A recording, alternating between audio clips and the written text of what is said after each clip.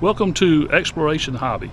Today we are in our second video of the lock picking series, and today we're here to focus on, you got it, your house. How safe is it? Stick with me, we'll find out. And while you're here, please take a moment to like and subscribe. In this episode, what we're going to do is focus on the house, the deadbolt and the lock. We're going to get into picking those, see how easy it is or how difficult it is. Then we'll finish up by giving you tips and pointers on how you can maximize the safety of your home and your valuables. Stay with us. Come on in, let's take a look. Okay folks, we talked about how safe is your house. We're going to look at 3 different locks, 2 door locks, 1 deadbolt. Now, all these were bought separately, randomly, right off the shelf. Every one of these says that it is pick proof, bump key proof. You can't get in them. Read the fine print on there. It's kind of amazing what the claims are on the packaging itself. What we're going to do is quickly pick each and every one of these locks with a very low skill method with a combination of wave breaks. Your hardest part in this whole thing is picking your profile. And something such as these 4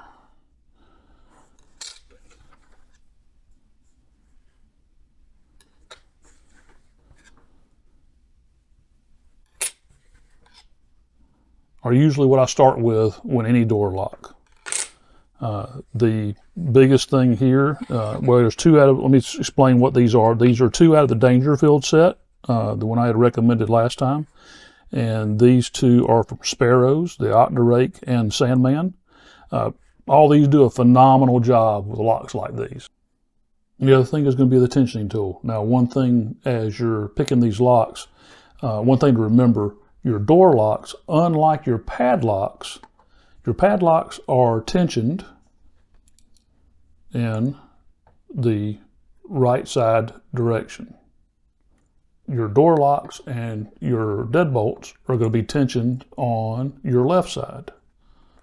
So sometimes you can fight with a lock and never once get in, and you got to figure out why. It's because it's on the wrong side that you're tensioning it. So what we're going to do is we're going to clear the desk, we're going to pick these things back up, we're going to pick them in order and show you just how safe your house is. Okay, so these are going to be the standard locks. This is going to have another ball on this side.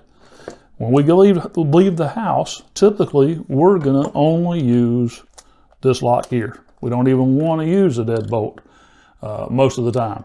I would say 90% of the people that I asked before producing this series, very few people will lock a deadbolt. Okay, so let's take a look one at a time. All right, lock number 1.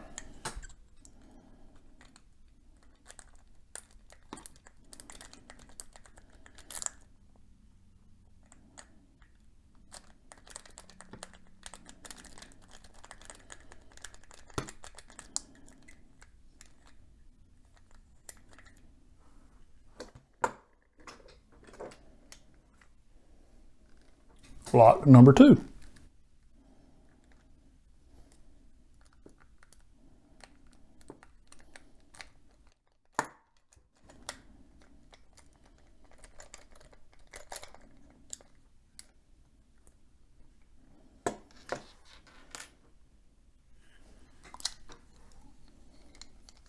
Lock number 3.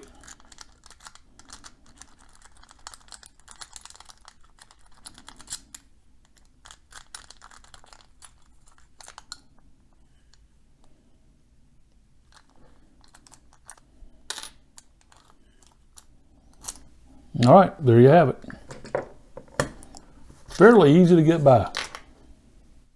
Someone breaking in your home is a fear. And just like the guy in the video we just saw, that's what is in most people's minds. But in reality, it could be anyone. It could be someone you know. What are the things that people look at when they're trying to come into your house? What are they looking for? Well, the pat answer is always money, jewelry, or big people toys. We can pretty much assess that. But what draws people to your house?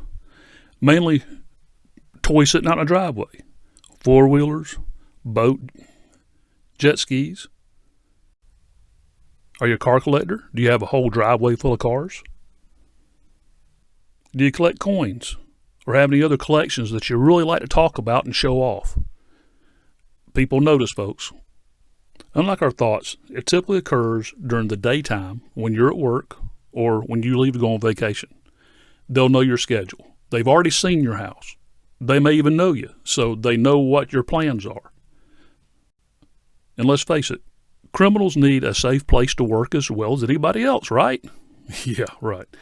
But what they're going to do is they're going to wait for you to leave the house. They want a nice, safe, calm environment that they can come in and wreak havoc and find your stuff. They're only going to be there for about 10 or 15 minutes. But during that time, they want to make sure that there's no confrontation. This is not that kind of crime. One thing to look at in this type of door, and we're talking about a front door, is we got side pane glasses that are easily broken. It's just glass, folks. That's all it is. But in conjunction with that, I do have a Ring doorbell that's going to record anybody that comes up on my steps with motion, whether they ring the doorbell or not. Inside the actual door itself is a deadbolt on this side, so I can talk to people that are coming to my house who do ring my doorbell and decide if I want to answer or not. It keeps them in a safe spot on the other side in case I can close the main door if I need to. On your main doors here, typically if it didn't have glass and it wasn't this kind of configuration, I'd say 3-inch screws, wood screws going into the jamb would be your best preventative.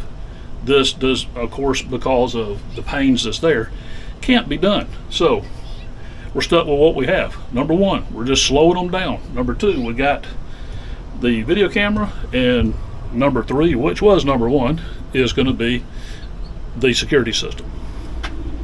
All right, let's look at another one.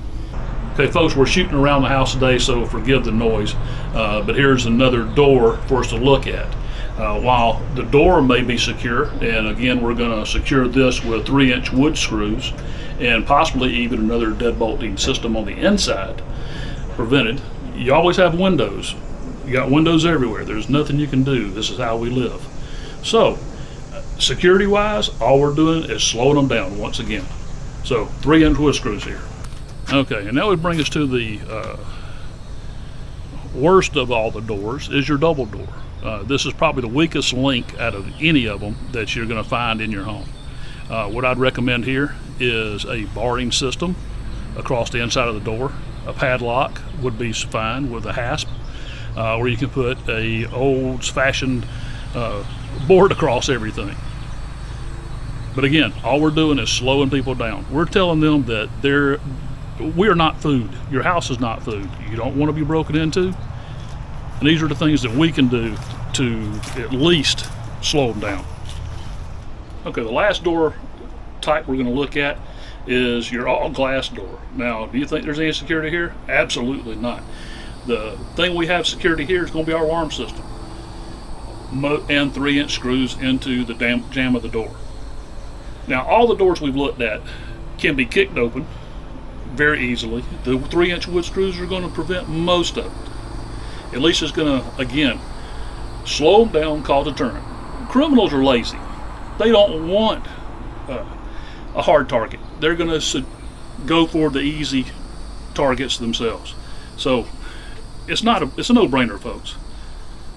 This is why you shouldn't worry about the strength and the complexity of the lock. Okay, let's talk about the last form of security you have, and actually it's the first. And I want to say this, probably the most important for you, your family, and your well-being. Guess what it is? Neighbors, folks. Neighbors. Whether you're in a subdivision, whether you're in a rural area and your closest neighbor is 2 miles away, they're going to see stuff that happens at your house. These are your friends. These are your community. Get to know them.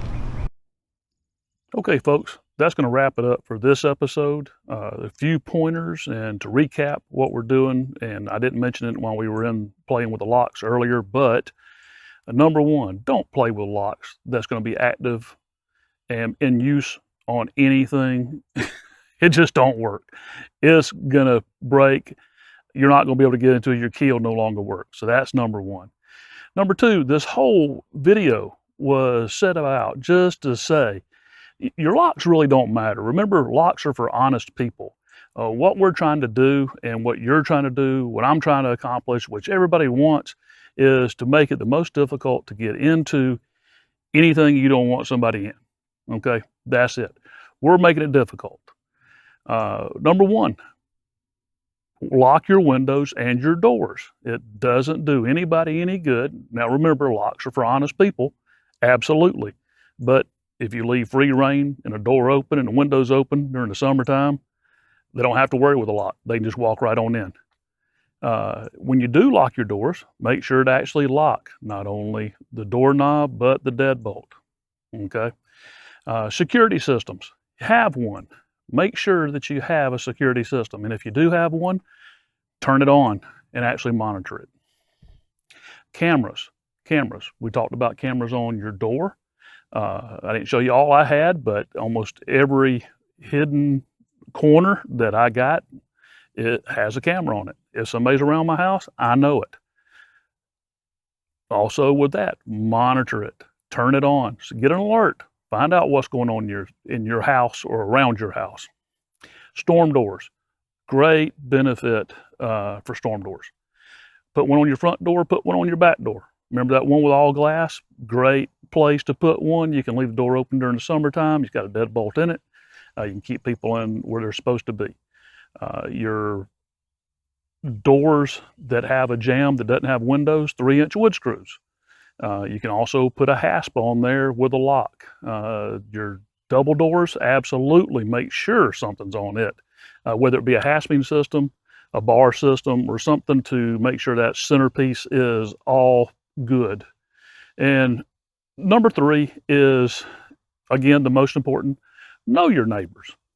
This is your community. These are the people you're going to live next to, or you are living next to, and hopefully for many years to come. They're friends, folks. If you don't know them, get out, go knock on the door. Meet them. They can help you. You can help them. Simple as that. All right, they're your community. The last one I'm going to cover, which we're not really going to cover in detail on this one, is safes. If you got some for valuables, put some in. Use a safe, but don't get a small one. We want a big one. We want something that nobody can walk away with.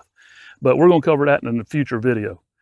All right, I think that about wraps it up. If you think of anything else that I've missed, drop it in the comments. Don't forget to like and subscribe. And until next time, we'll see you then.